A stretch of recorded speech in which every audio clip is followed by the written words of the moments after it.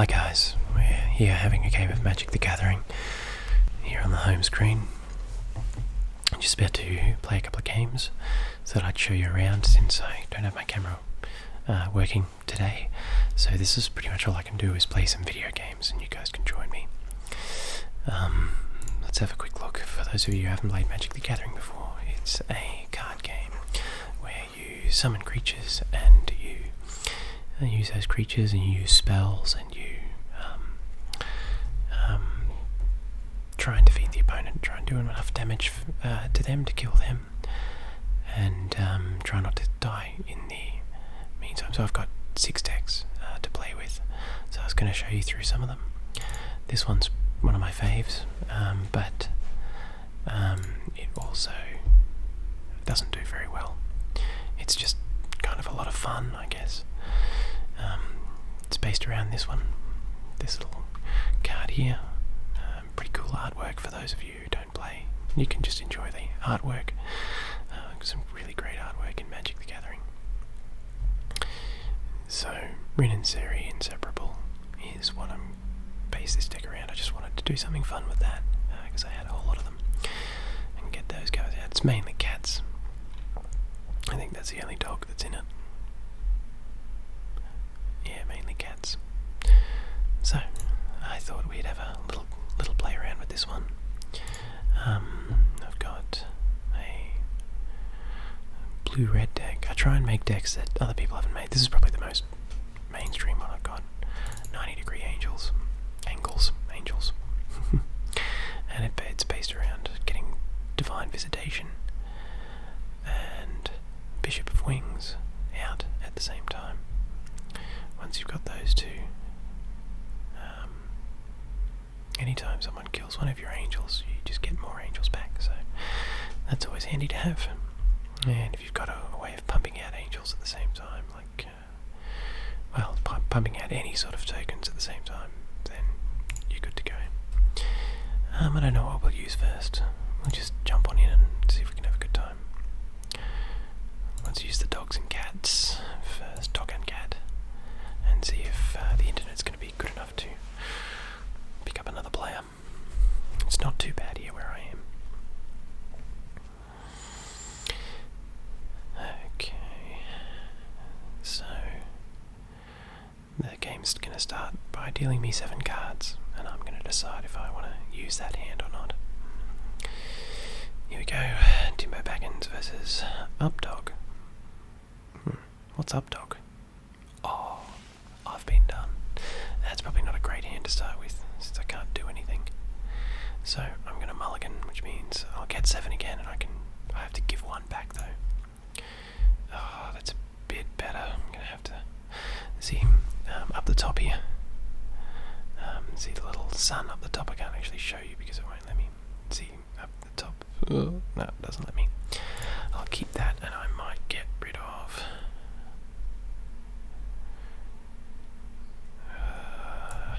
I've got 4 of them. I'll get another 1 back.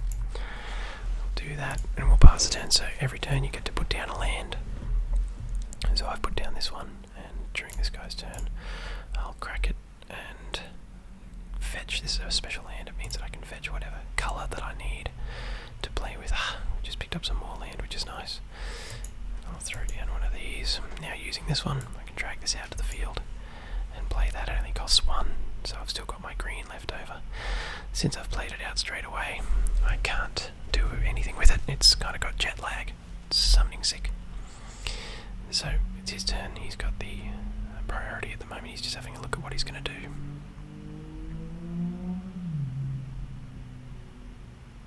And he's played Unsummon. He's just bounced it back to my hand. I'm not too worried about that. I imagine that he did that because he wants some instants in his hands or something. I'm not too sure.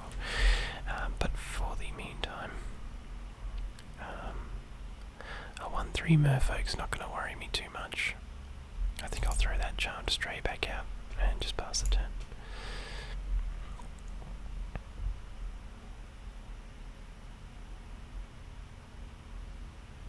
Kind of wishing that I kept the big dog now because I would have had the mana to play it.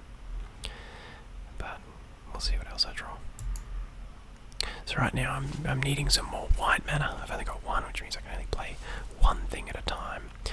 I'm going to play Charmed Stray because it doesn't really matter when he comes into play. If I've got another Charmed Stray out, he gets more power and more toughness. So that's how much damage he can deal. That's how much he can take before he dies. Then I think I'll bounce these into my hand. It doesn't. You guys don't really need to know otherwise. It's pretty much just a special card that means I can pay some money and put it in my hand.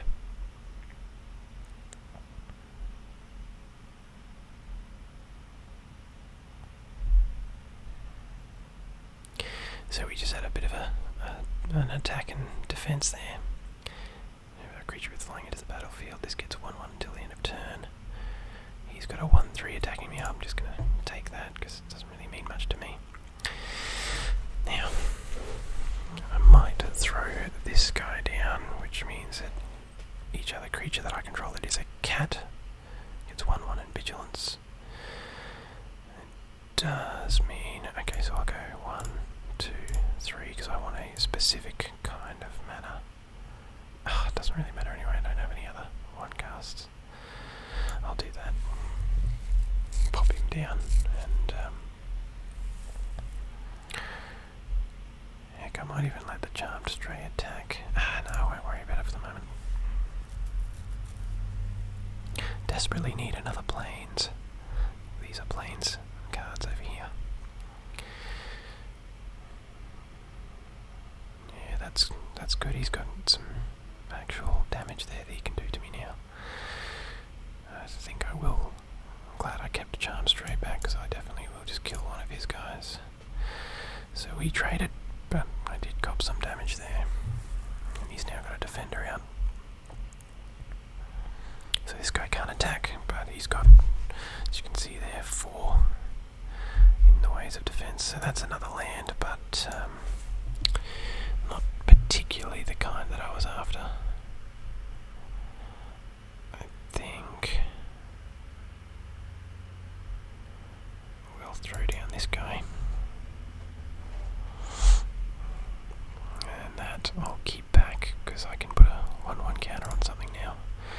And again, I'm just going to chill back for a little while. Now he's only got 3 cards in his hand too. So for a blue deck, he probably wants to keep cards in his hand. Oh, there we go. So he's drawing 2 more. We'll see what he can do now. He's got 4 mana open. Being able to use 4 mana, he might keep it there, but as you can see he's highlighting cards, which means he's looking at them, and he's played another defender, allowing him to look at the top card of his library and see if he wants to keep it there. And now he'll decide to put it on the bottom. That's what scry means, scry 1. The more you play, the more you pick up these things. And he's just attacking me with a flyer. See, that card's floating, means it's got flying. And my land-based cards can't do anything about that. So I will cop that. And before the end of my turn, I'll put a 1/1 counter on this guy. Keep him looking good. Dear. That is what I need. And it is going to come into play untapped, but I've got to pay 2 life for that to happen. I'm now thinking what I'm going to do next. Yeah, I think we'll be happy to do this. 1 and 1. So I've got some pretty powerful cats now. 1, 2, 3, 4, 5. Oh, you can't defend with something that's already attacked, so it's tapped, so it's out. So he's at 1, 2, 3 available, so I'll attack with that. And we'll just call it that, I think. So he didn't block, which means it just went straight through, and because my guy has vigilance, all of my cats have vigilance, they don't tap when they attack. Oh, look at that, draw 7 cards. That's an amazing card. Absolutely amazing card. Okay, where are we? Don't know. Now I'm going to recover from that, that's quite a good card.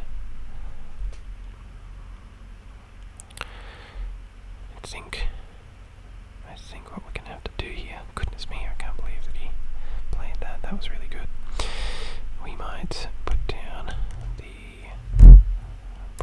that lion. And then let's go into the next phase.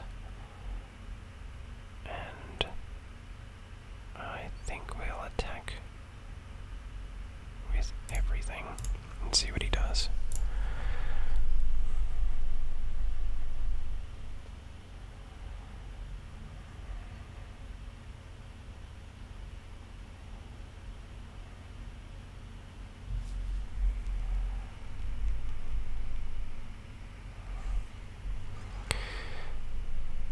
He's going to try and work this so he loses the least amount of cards.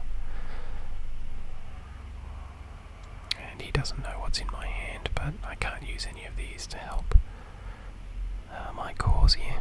So I can only use this card here. So what's he doing? He's going to kill that one, and then I will give this to him. My guess is he's going to start bouncing my guys now with all the cards that he has in his hand. But we'll see. He's really got the advantage now because he's got brand new hand of cards ready to go. Don't know if I'll make it back from that.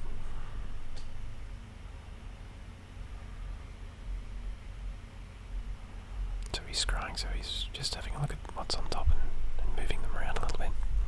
My guess is he probably had 2 land on top or something. Now doing that has cost him 4 mana. He's got 4 left. That's plenty. Oh, look at that. He's just tapped all my guys, and they'll be tapped for 2 turns. That's okay. Let's see if I can come back from that. That can enter tapped. Then let's play this guy. He can up him and him. And we'll see how we can go.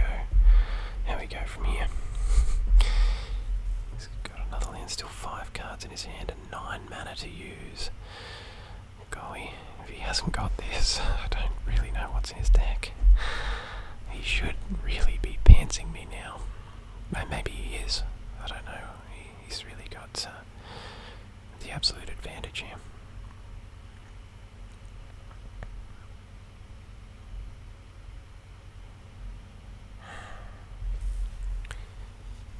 He's possibly thinking of a way to win this turn. He must have something. As you can see, the time has been set now. Here we go. There we go. Here come the cards. He'll be trying to do a fair bit of damage this turn. Probably not as much as I thought would happen. I'll throw this fear line down. So that's really buffed me up a little bit there. When you cast an on-creature spell, creature control get 1/1 until the end of turn. And he's got that as a block. I'm going to try and Banishing Light that, and it looks like I'm going to get away with it. Oh, now attack with everything. And he's got 1, 2, 3, 4 blockers. See if we can come back.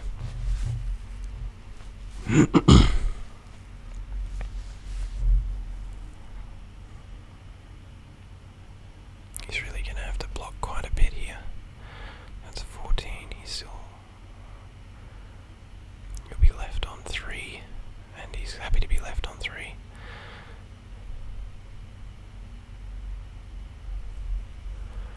And he's still got the card advantage. I've got no card left in my hand now, so we'll see what happens.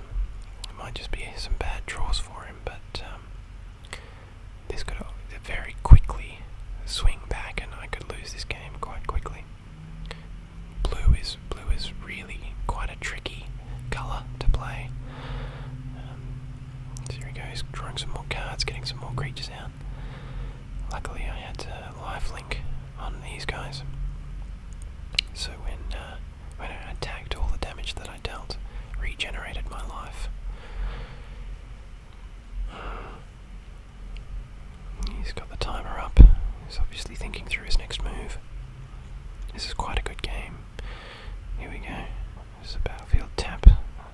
so I can no longer attack or block with this guy. And it looks like he's done the same thing over here. So while these cards are there, I can't do anything with them. But he has said good game, and I will say good game as well. Throw this next, and I will attack with everything. And see if he's... and he's happy just to take it.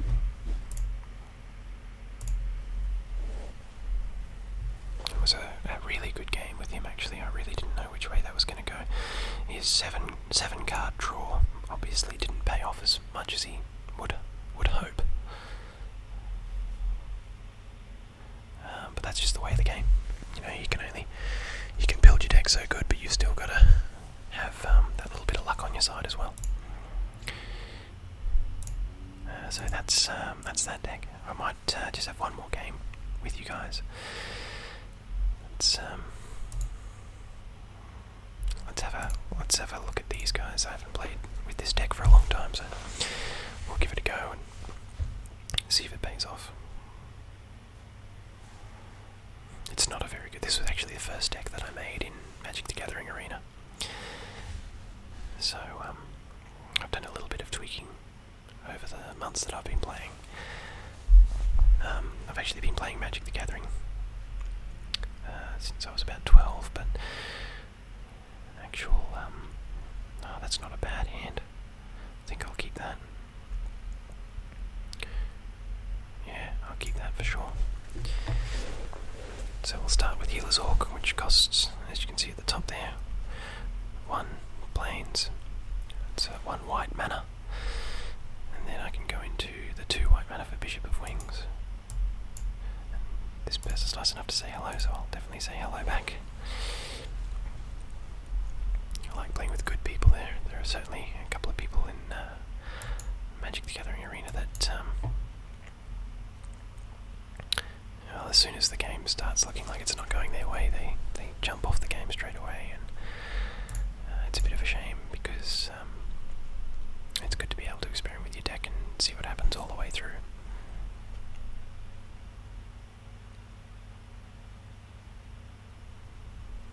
And you know, if you've got a really terrible couple of draws at the very beginning and the game hasn't progressed that far, then that's fine. You can... I don't think there's a problem with jumping out, but you know,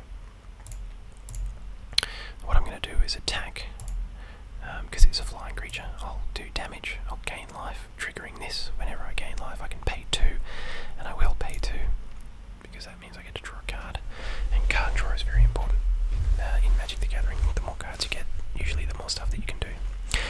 That's a perfect card for him to have played. For us, he's just used a 3-cast destroy to take out a 1-cast creature, while I'm sitting back here, sitting pretty. I'm now going to play Bishop of Wings because why not? It's a great card. And then I'm going to raise the alarm back, because this is, as you see, it's an instant. It says it there, which means I can play that whenever I want. But I don't want to put out this Bishop of Wings yet, just in case you can do something to destroy it. So I'm just going to chill back. Bishop of Wings and Divine Visitation is the combo for this deck. At the beginning of your end step, if you gain 3 or more life this turn, each opponent loses 3 life. So this deck that he's playing is all about gaining life and dealing damage through that life gain. You can quite clearly see that's what he's doing. So now we go to my turn. Got another one of those. I still need 1 more plains, so I'm going to chill back and not do anything this turn, and say no attacks, and end my turn. Which does suck a little bit because I wanted to do something, but at the end of this turn I might throw down Raise the Alarm or summon a soldier using this. He's got Healer's Orc as well. It's a great card.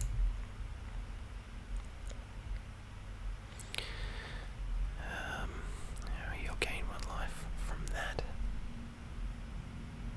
but there's nothing I can do about it, so we'll pass. And I'll have to take that 1 damage.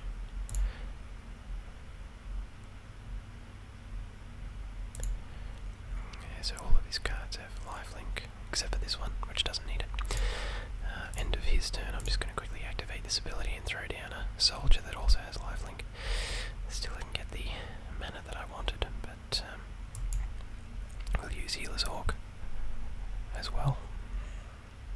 card. And that will do us for the moment, I believe. See, next. And oh, that's a good idea. I'll throw this lifelink soldier at him. Whatever happens here, I'll gain a life, which means I'll be able to trigger Dawn of Hope. He'll of course block it with something that can kill it. I'll say that's fine. My man will die. His guy will also go up, but I have a feeling I'll be able to do something about that soon. And I will pay 2. And I can do something about that. I'll have to wait till next turn though. Which means I'll be taking a bit of life here. Quite a bit of life actually. But we'll get it back once we draw that mana that hopefully is sitting on top of this deck. Oh boy. And now we're in a bit of trouble. We'll definitely block here. And we'll definitely, hang on, block here. Oh, no, sorry, that's flying. We'll block here. That's lifelink, I think. Yeah, that's fine. And we'll take the 4. That's all we can do for the moment. And then I'll be taking a lot of life here.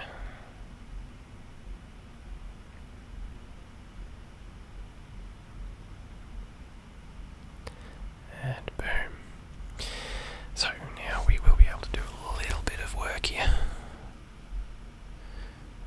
Still don't have that mana that I need though. So first of all, I'm going to use pacifism on Ajani, because that's way too much damage for him to be dealing. And then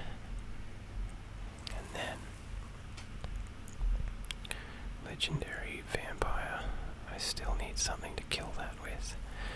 And I've still just got 4 mana. Let's play another Bishop of Wings and hope that we'll get some mana soon.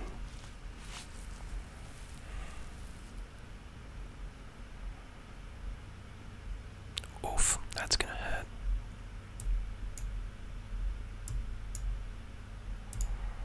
So we'll block what we can so we don't take too much, but I'm still gonna take a fair bit of damage here.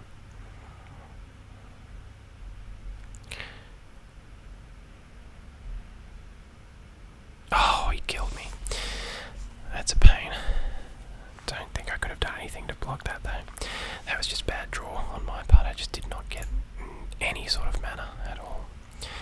4 mana is it's really short. I really needed that 5th, even just that 5th mana would have almost had me, well, probably would have had me the game. Would have been able to summon some angels. Ah well. Anyway guys, that's the game of Magic. So, I'll leave it there then. Thanks very much for playing.